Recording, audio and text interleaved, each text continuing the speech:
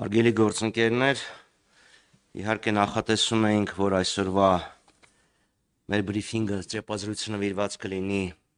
Նիկոլ Փաշինյանի կողմից ճակերտավոր գաղտնազերծված ճակերտավոր փաթեթին, բայց ինչ տեղի ունեցավ 3, չի կարող առանց անդրադարձի մնալ։ Սա խայտառակություն է, սա Հայաստանում միահեծան անսահմանափակ բռնակալության հաստատման փորձ է, ընդ որում ամենացինիկ բռնակալության հաստատման փորձ է։ Մեղադրանքը, որը ներկայացվել է Արշակ Սրբազանին, ուղղակի ծաղր է մարդկային բանականության նկատմամբ, ծաղր է սեփական ժողովրդի նկատմամբ, ինչ կուզեմ էդ էլ կանեմ, չեք ուզում, ինչ ուզում եք արեք։ Այդ մոտեցմամբ առաջնորդվում Նիկոլ Փաշինյանը։ Արշակ Սրբազանին փորձեցին վարկաբեկեն, տեսան չի ստացվում, Արշակ Սրբազանը ամուր է, պինդ է, վեհափառի թիկունքին է կանգնած, վեհափառը կանգնած է Արշակ Սրբազանի թիկունքին եւ բոլոր այն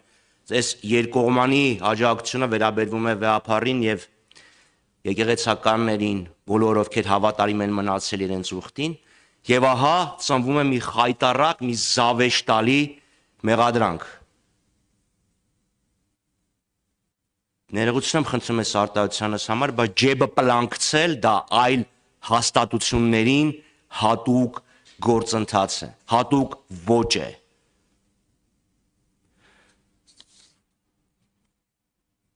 Լիակատար ամբողջական աջակցություն եմ հայտնում Արշակ Սրբազանին, Միքայել Սրբազանին, Բագրատ Սրբազանին, Մկրտիչ Սրբազանին եւ բոլոր խղճի